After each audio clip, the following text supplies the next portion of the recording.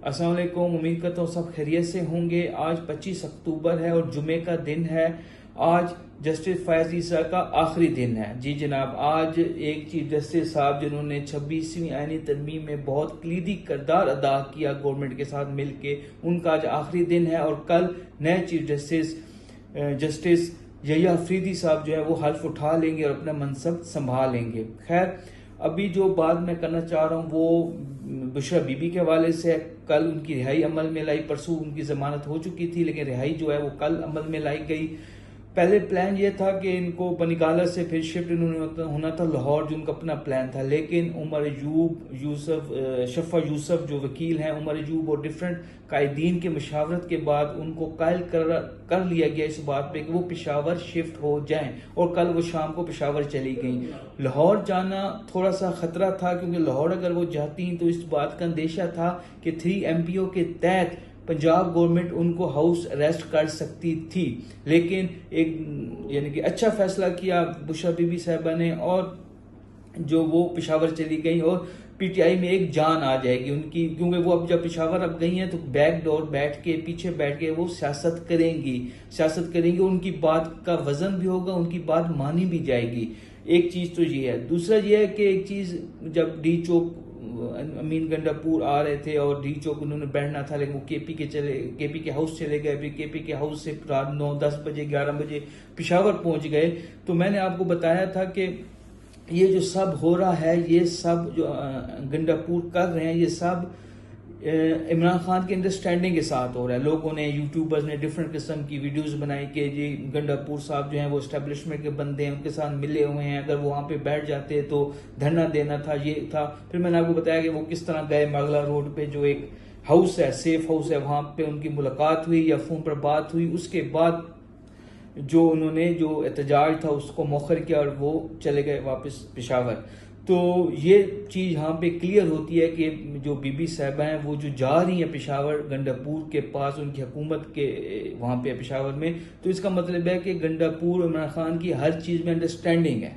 तो ये एक चीज यहाँ पे क्लियर होती है कि गंडापुर जो है वो इमरान खान के साथ ही खड़े हैं और उन्हीं कई दी हुई जो इंस्ट्रक्शंस हैं उस पर अमल कर रहे हैं। तो उम्मीद करता हूँ अब आने वाले दिनों में जो इमरान खान है उनकी रिहाई के भी जो असबाब हैं वो बनते जा रहे हैं। वो इस तरह है कि एक तोशाखाना का केस ही रह गया इनके पास, गवर्नमेंट के पास, और उम्मीद है अगले आने वाले जो वीक है जो उसके अंदर ये तोशाखाना 2 जो है उसका केस लगना है और उसमें इमरान खान को जमानत हो जानी है। उसके बाद जो बहुत बड़ा केस था वो 9 मई का था। 9 मई का एक इन्होंने बहुत बड़ा द्योग बनाया हुआ था और अगर इनसे गवर्नमेंट से पूछा जाता कि बिजली के बिल भर रहे हैं या गंदम का एक फुकदान आ गया मुल्क में, फिर इस तरह की डिफरेंट चीजें थी, अगर गवर्नमेंट से पूछते तो मईशत के बारे में गवर्नमेंट से पूछते तो वो 9 मई को ले आती। बीच में किसी चीज का भी गवर्नमेंट जवाब देती वो 9 मई को ले आती। लेकिन 9 मई में भी आपको पता है जो इमरान खान साहब है वो जुडिशियल हो चुके हैं और जुडिशियल में दोबारा रिमांड नहीं होता, ठीक है। तो उनकी उसमें भी जमानत हो सकती है और मुझे उम्मीद है कि आने वाले दिनों में महीना लग सकता है, 2 महीने लग सकते हैं, इमरान खान को रिहाई मिल सकती है। ये रिहाई भी किसी डील का नतीजा नहीं होगा, जैसे बुशरा बीबी की जो रिहाई थी वो किसी डील का नतीजा नहीं थी, एक रूटीन मैटर था। 90 दिन मेरे ख्याल में वो रही हैं सलाखों के पीछे अडियाला जेल में और उसके बाद बड़ी साबित कदमी के साथ रही हैं। कोई प्लेटलेस नहीं गिरे उनके, कोई उन्होंने लंदन जाने का या उसकी रिक्वेस्ट नहीं की। खैर, तो ये तो बुशरा बीबी के हवाले से था और मैं उम्मीद करता हूँ इनकी रिहाई के बाद एक और इमरान खान की जो रिहाई है उसके असबाब बनना शुरू हो जाएंगे।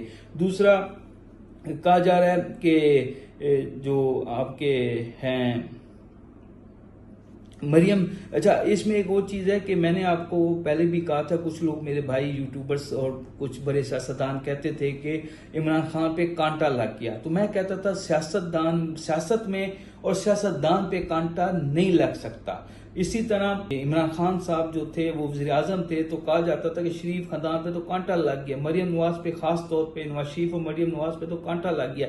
लेकिन मरियम नवाज आज वज़ीर आला पंजाब है, कोई सोच भी नहीं सकता था कि मरियम नवाज जो है वो वज़ीर आला पंजाब बन सकती हैं, तो वो आज हैं वज़ीर आला पंजाब। इसी तरह इमरान खान पे भी जो लोग कांटा लगाने वाले थे या जो लोग चाहते थे या लोगों की ख्वाहिश थी, अदारे हों, लोग हों, अफराद हों, कोई भी हों, तो उनको मैं यही कहूँगा कि हालात बदलते टाइम नहीं लगता, दिल बदलते टाइम नहीं लगता, जज्बात बदलते टाइम नहीं लगता। तो हालात और वाकयात, क्योंकि अमेरिका में ट्रंप के आने के भी चांसेस बढ़ते जा रहे हैं, तक मेरी पेशन गोई तो क्रिस हैरिस की थी कि वो जीत जाएंगी, लेकिन अभी जो नया सर्वे एक आया उसके मुताबिक तो ट्रंप वहां पे भी जीते हुए नजर आ रहे हैं।